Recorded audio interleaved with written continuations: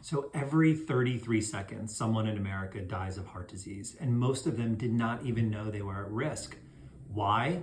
Because so many standard blood tests and so many standard panels miss one incredibly important test that if you got it, it could literally save your life.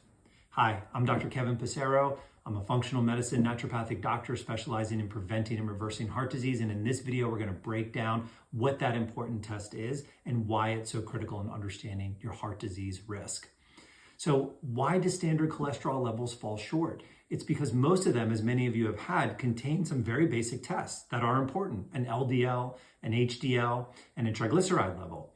And while those are valuable, your LDL levels may not be telling you the whole story. Lots of people have good to normal LDL levels, but still suffer from heart attack and heart disease. And the reason why is because it's not just about how many LDL particles you have, it's about how dangerous they are. It's kind of like knowing how many cars are on the road or on a highway, but there's a big difference whether all those vehicles on the highway are motorcycles or go-karts or whether they're giant 18-wheelers. It makes a huge difference in the risk of driving on that road. So the one test that you absolutely need to ask your doctors about is something called Lp(a) or lipoprotein A.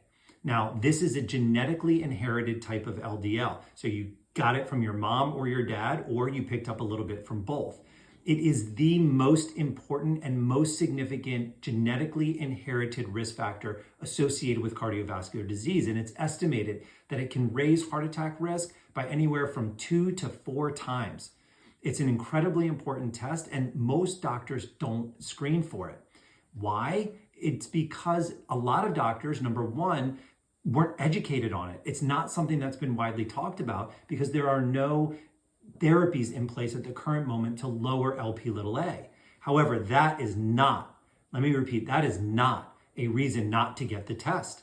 Because what we do know is that if you have high Lp(a), while there aren't treatments available yet that can treat it, lowering your other cardiovascular disease risk factors significantly offsets the risk of having that high Lp(a).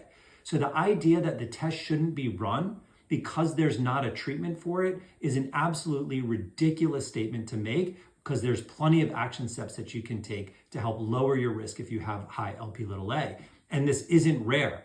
I have high Lp(a). It's a major risk factor that I deal with, that I personally do many things to offset that risk. But just hear me out here. It's estimated that 1 in 5 people have elevated Lp(a) levels. 1 in 4 women have high Lp(a) levels, so it's more common in women, and up to 1 to 2 or 1 to 3 African Americans have high Lp(a) levels. So this is not some rare genetically inherited type of LDL cholesterol. This is widespread across the population and very rarely ever tested.